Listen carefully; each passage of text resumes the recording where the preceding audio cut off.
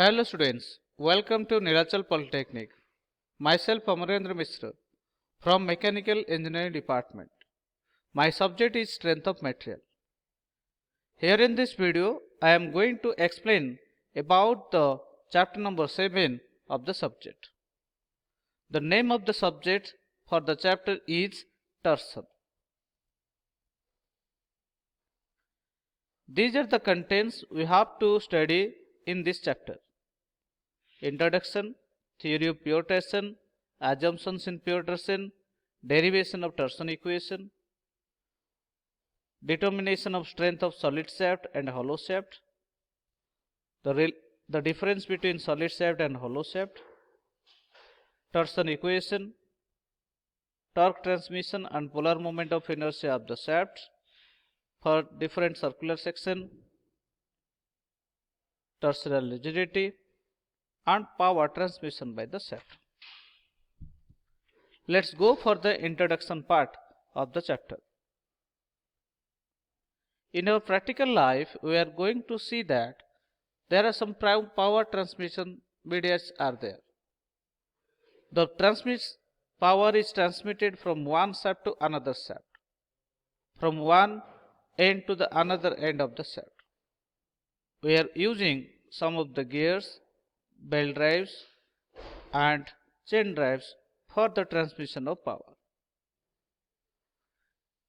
In this chapter, we will go for study about the shafts which are going to transmit the power. What is shaft? Shaft is nothing but that is the circular cylindrical solid, or it may be hollow type, which transmits the power from one point to another point by means of some of the transmitting media, that is belt drive, that may be pulley. Also we are going to use gear drives. So chain drives are also used to transmit the power. Now we have to understand that how the power is transmitted. We see that there is a rotation of the shaft takes place. The rotation of the shaft is known as the twisting moment of the shaft. So what is the definition of the torsion? A shaft is said to be in torsion whenever it is applied with two equal and opposite couples at its two ends. Due to the couple applied at the two ends, we have seen that there is a twisting moment of the shaft takes place, and this twisting moment is known as your torsion in the shaft. And also this torsion causes the twist of the member or deformation of the member about its longitudinal axis. By observation, the angular rotation of the shaft is very small, the length of the shaft and its radius remains unchanged. But if the angle of rotation is more, the length of shaft is more, during that time there may be bending of the shaft may be takes place. During the twisting moment of the shaft, we have seen that there are two figures are there. One is before deformation, means originally it is a solid cylinder. Now this is the axis, longitudinal axis of the shaft. We are going to apply two couples, means two equal and opposite forces are applied at the two ends of the shaft. Now we have seen that along the longitudinal axis, the twisting moment is causing the rotation of the shaft, and this is known as your torsion. Let's go for what is the definition of the torsion.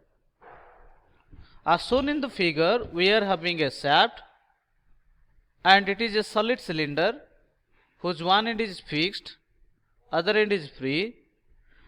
While we are going to apply the twisting moment T along the clockwise direction, there will be a reaction given at the fixed point, that is anti-clockwise twisting moment.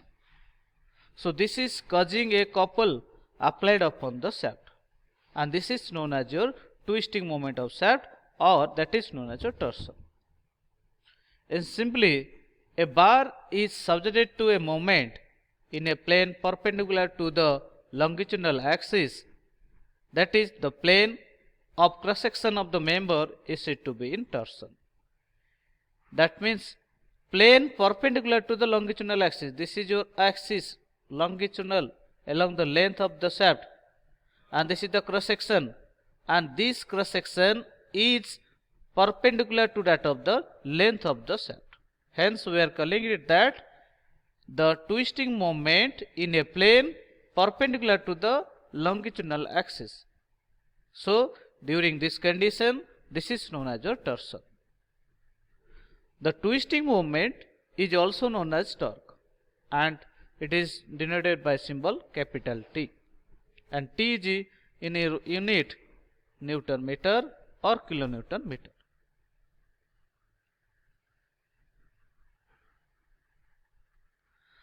So what is the net torque produced in the shaft due to the internal stresses? What do you mean by internal stresses?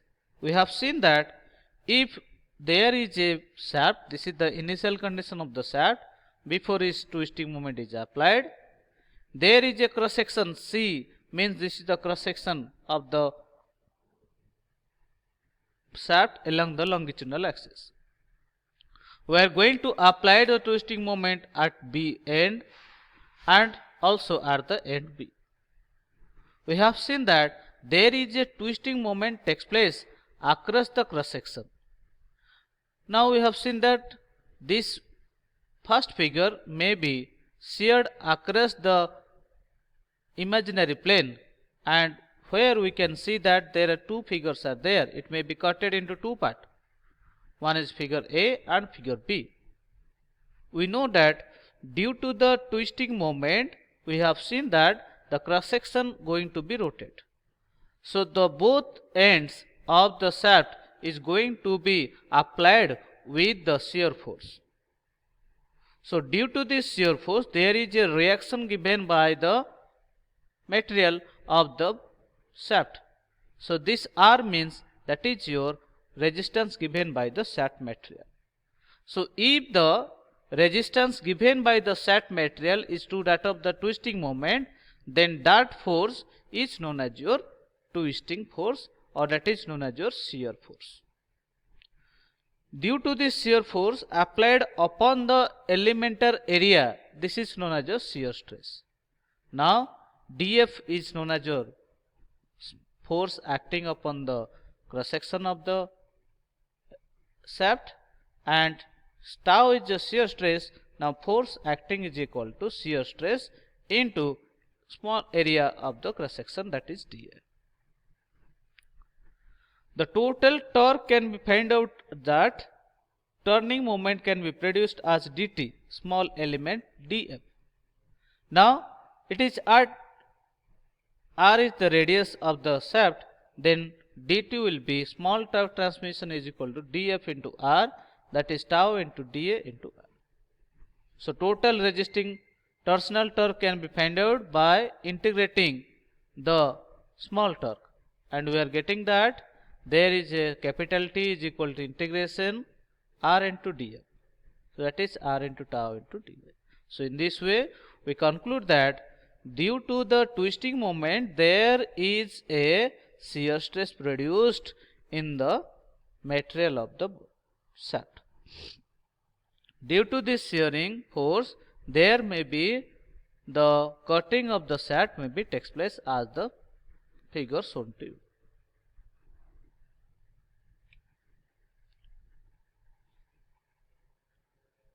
What do you mean by pure torsion?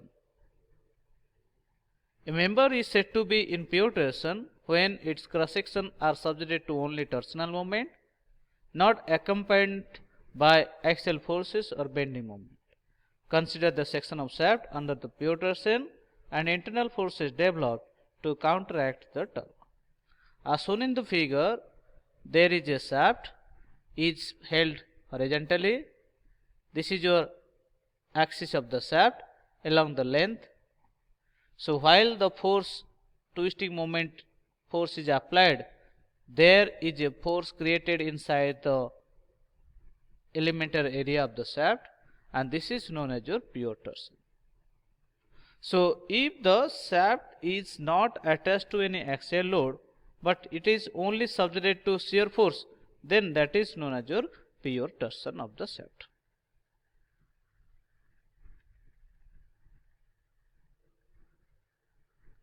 So we have seen that at any element, the force dF developed in the direction normal to the radial direction. The force is obviously shear force, and the elements are also in pure shear. If dA is the area of element at the distance r from the axis of the shaft, then dF is equal to tau into dA. So, tau is known as your shear stress and area is known as your dA. So tau into dA is equal to dF. So dt equal to dF into r.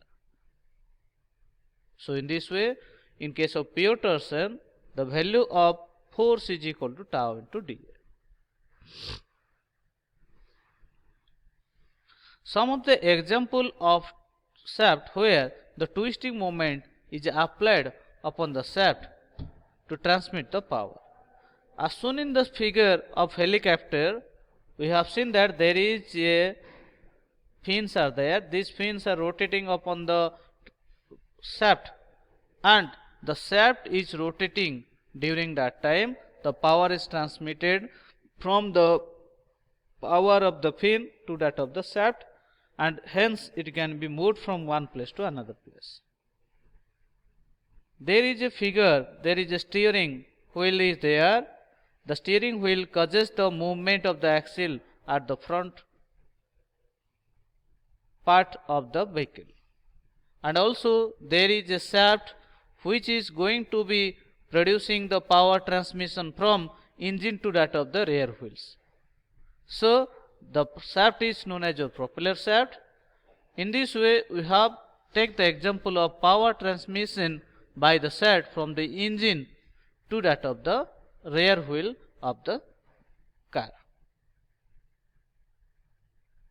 Also, if you are going to apply the force upon the spring, during that time there is a torsional force, shear stress is produced in a spring.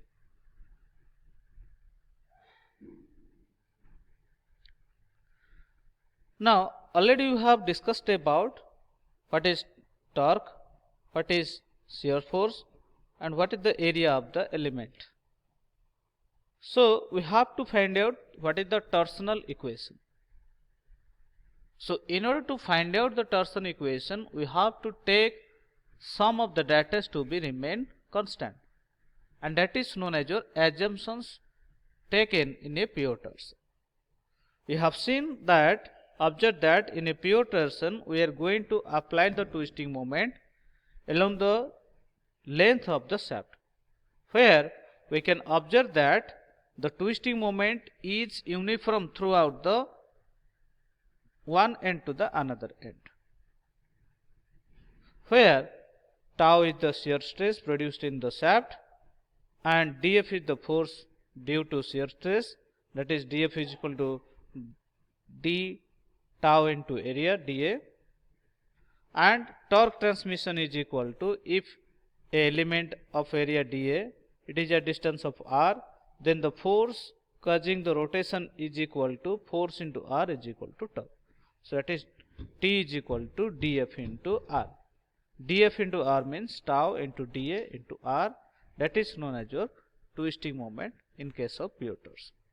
Now we will have to take some of the data to be constant before we are taking the derivation of the torsion equation.